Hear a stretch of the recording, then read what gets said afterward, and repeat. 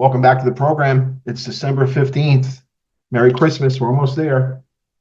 No snow yet in southern New England. Hoping for some, of course.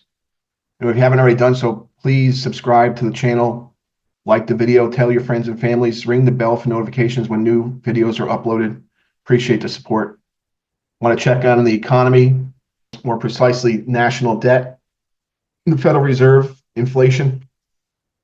This past week, new data from the Treasury Department indicating the federal budget balance for the month of November, $367 billion, new monthly record. So far for the fiscal year 2025, the United States has racked up $624 billion in deficits at the federal level in 2 months, the worst start to a fiscal year in U.S. history. 2 months, $624 billion. President Biden, the U.S. Congress has completely failed America. This is not how you run governments. This is not how you run budgets. This is not how you make decisions on policy. The idea that that doesn't matter is going to blow up in our face. $624 billion in 2 months. Deficit. 2 months. Another deficit like we had in November. We're at $1 trillion in less than 3 months. Our ongoing debt problem worsens by the month, and no one seems to care. And Donald Trump's going to have to deal with this. When we think about his Department of Government Efficiency, when we think about Donald Trump's rhetoric about national debt, this should imply cuts in government spending. Because we already know he's got all kinds of silly tax cut proposals on the menu that are going to be inflationary and deficit inducing and debt increasing if there's not some sort of counterbalance when it comes to spending cuts. I assume the whole DOGE is about cutting government spending. And it can't just be discretionary spending. It has to include non-discretionary spending as well. The whole budget has to be on the block. Our interest payments on our national debt hit $1.2 trillion. $1.2 trillion interest on our debt. That is unsustainable. It's the second largest government outlay, surpassing defense and health spending. We're just one debt crisis or interest spike away from exceeding Social Security spending, the largest government outlay. Who's responsible? Well, ultimately, you and I, as voters, as citizens, for allowing this to happen through the ballot box. I know that's a stretch, but more precisely, we have to really go back to 2000. The dot-com bubble burst and 9/11. And it starts with George W., Bush #2. It continued with Barack Obama, Donald Trump, Joe Biden, one worse than the other. Joe Biden now is on record for seeing the largest deficit increase, debt increase, as in any presidency. It also includes Alan Greenspan, Ben Bernanke, Janet Yellen, Jerome Powell. I hope you recognize those names. Those are names of the Federal Reserve chairs since 2000. Ben Bernanke really is the culprit here, but Janet Yellen presided over the largest increase in debt in any period of time in America. She's got her hands all over this as vice chair and chair, and then Treasury Secretary. Janet Yellen came out of the Clinton administration, Council of Economic Advisors, became the San Francisco Bank Fed president, then went on to be the vice chair of the Federal Reserve System, then went on to be the chair of the Federal Reserve System, then went on to be the Treasury Secretary. During that time when she was in these offices, national debt increased $15.2 trillion, or 42% of all U.S. debt ever issued in our history. Shocking numbers. Generational theft on a grand scale. Highly inflationary. And really bad governance. Really bad public policy. We have a serious debt problem that must be addressed, and we'll see if Trump has the courage to do so. And we think of the corrections that need to be made in the U.S. economy, say national debt, international trade, education, infrastructure. There are no painless solutions to solving these problems. And that's just a tiny, tiny list of the problems America is confronted by. No painless solutions. In order to reduce our debt, we have to first get into a surplus budget. And there's only three ways to do that: increase taxes, decrease spending, or some combination of both. And we're already taxed way too much already. So the correct solution is cutting spending.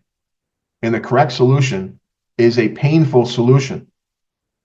When we think of our GDP equation, gross domestic product, from an expenditure perspective, we add up consumption plus gross investment plus government spending plus net exports, exports minus imports.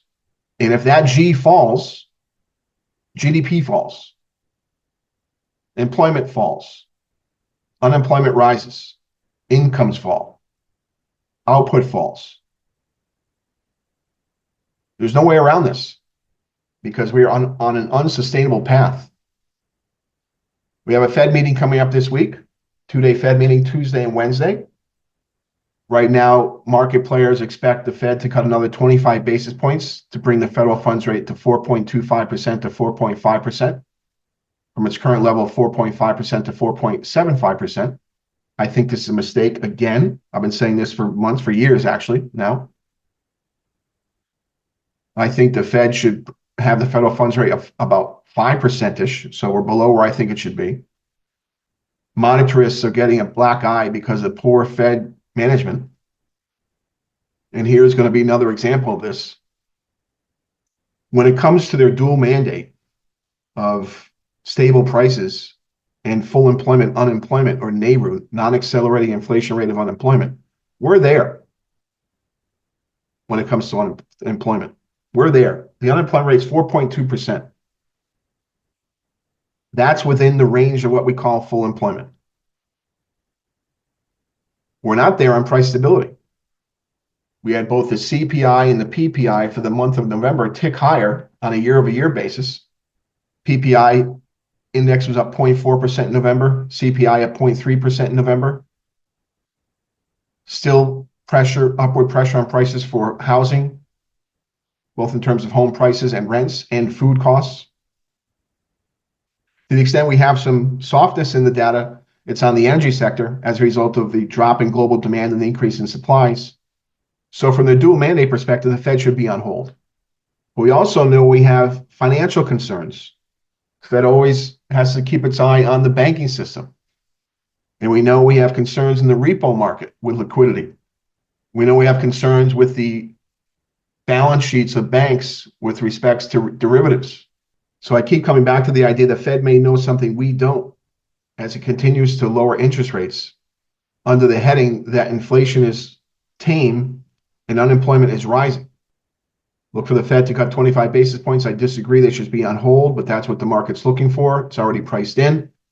And look for December and January to be two more blowout budget deficit numbers to take our fiscal year 2025 budget deficit at the federal level since August 1st to over $1 trillion in 4 months. Unprecedented. And what we have going on right now in the U.S. Congress as they get ready to take their break for Christmas is, again, trying to put in place the actual budget for fiscal year 2025, which again began October 1st. They did what they've been doing for decades now. This is Mike Johnson, Speaker of the House, Republican. Again, they couldn't come to a deal in time for the fiscal year start. They kicked the can down the road with a continuing resolution. This time with the political cycle in mind, they kicked the can down the road to January, February. And so they're going to be up against it here as we approach the new year.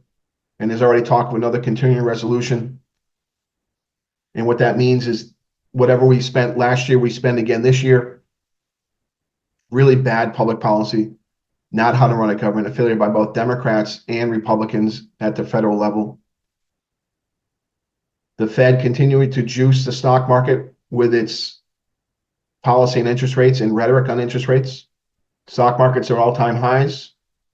On the Trump euphoria, rightly so. There's a relief around the nation. We saw that in the Michigan consumer sentiment for December. A little spike up. Republicans very happy, Democrats not so. So debt and inflation concerns remain on the top of my mind. The Fed coming in on Wednesday. I believe this is already priced in. In terms of market impacts, if they go to 25, little jump in equities, obviously rally in bonds, sell off in the dollar, rise in commodities. Some of that's already priced in. We look into the language of their statement at 2 p.m. on Wednesday to see if we get any insights into what they might be thinking for the new year, 2025. They said some things in their statement in November that indicated they might be on hold in December, but markets have them only almost 96% certainty they cut 25 on Wednesday. Hey, Chair Powell, don't do it. Don't cut 25. Stay pat. Let's get this inflation under control. Let's stop robbing retirees of their interest income. Let's prick the bubble that is the stock market a little bit. All right. Note from Frankie. All right. That's all I have for you right now. Always try to buy American.